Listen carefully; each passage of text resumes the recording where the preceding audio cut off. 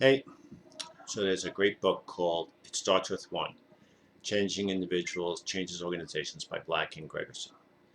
In this book, the authors discuss three types of change: anticipatory, reactive, and crisis. Okay? Anticipatory is where a change leader can see the clues far off in the distance and anticipate the need for change before it arrives. Reactive change is when the leadership adjusts to situations that are already occurring within the organization, and crisis is when the situation is dire, the damage is already done, and you need to change regardless. The authors also point out that crisis change is the easiest to get started but the most expensive, while anticipatory is the least expensive but the most difficult to get started. So here's my question for you, okay? What do you see most often in your organization? Do you see crisis? Do you see reactive? Or do you see anticipatory? For example, for years in my organization, people have been asking for full-time telework. The answer has always been no until COVID. See? You could argue whether that's reactive or crisis, but okay, so how to move towards anticipatory and away from crisis in the government. But as I stated in another video, profit is not as much of a factor or a concern as it is in the private sector. So crisis is often common seen because, like I said, it's the easiest to get started and money is not an issue.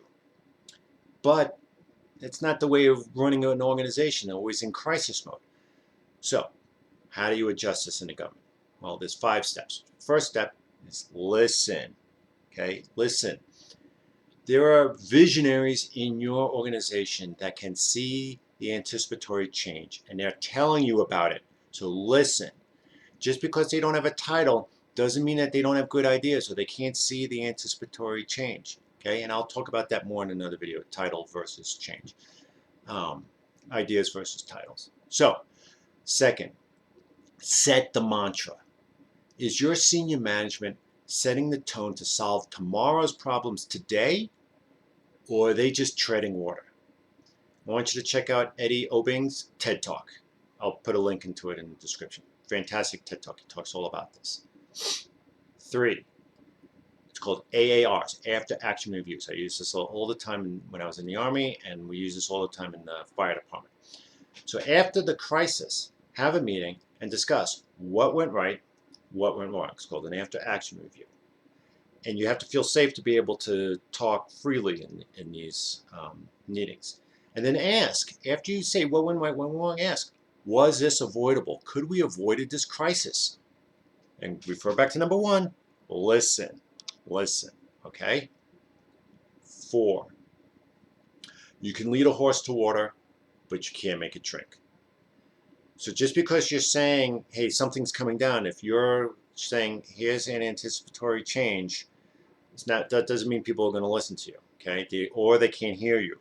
So just keep on repeating yourself over and over and over again until somebody listens. Check out Captain David Marquette's Nudge number 250. Okay, he talks about this. So I'll also put that in the link in the description. And then number 5, and this is the most important, okay?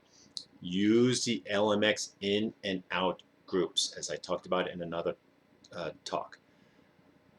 Use the LMX in groups to tackle your anticipatory change, because that in group is made up of really smart people that know what they're doing and they can see the change before it's coming. So listen to them and use them to tackle the anticipatory change.